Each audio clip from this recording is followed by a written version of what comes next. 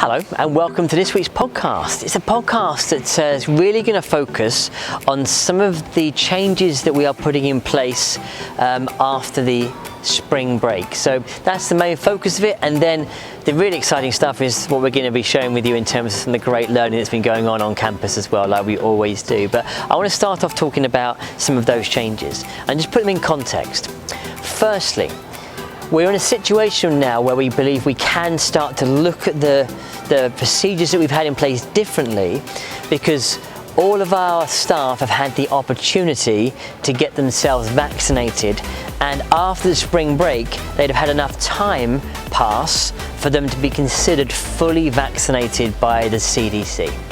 This then changes what we can do and how we can look at the safety of the students, the safety of the staff, the safety of the community. So we've taken all of that on board and we've looked at re-evaluating what we can do. First and foremost, let me say this. There are no changes to our procedure on campus.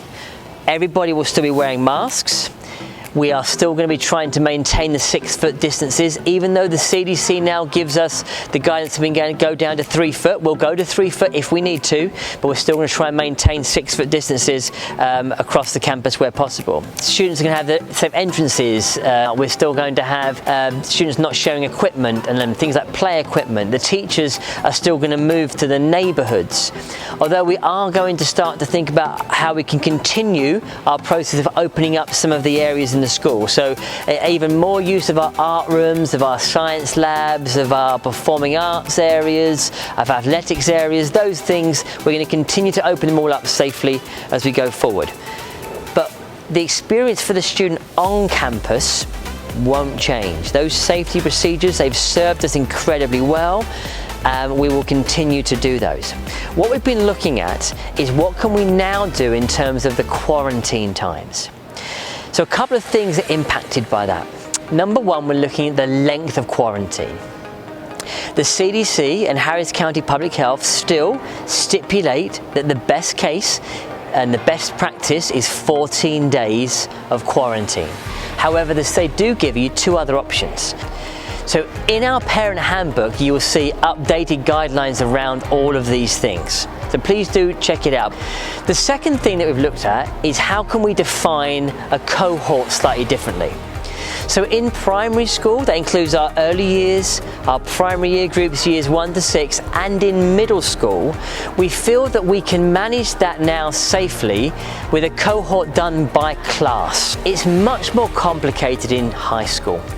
Because in high school, the students, they have chosen different IGCSE options, different IB options. It becomes much more difficult for us to cohort just by a class. So we've been looking at how best can we do that. And if a student is fully vaccinated, like the teachers, they would not need to quarantine. That's all in line with the CDC guidance. The caveat I have to put in for that is there would have to be a minimum of at least 2 students in a room for safeguarding purposes. The second thing we're looking at doing in the high school is we're going to try, given the age of the student, to see whether or not, if there was a case, we will then conduct a contact tracing investigation with that student and their family to see who had been in close contact with that positive student. The school would then make a decision based on that investigation to say, these are the X number of students from our investigation that have been in close contact, and we'll let those families know. However, I want to just point out, if we cannot ascertain quickly who has been in contact with somebody who's positive, we may then have to resort to taking the whole year group out. It's a lot of information in there for people, but I wanted to kind of put some more detail in there, help explain a little bit about what we're doing going forward. I hope people understand the well thought out processes that have been in there, that we've not rushed into any of this, understand why we feel that we're in a situation now with the way that vaccination is for the adults and for children over the age of 16, we can begin to review it differently.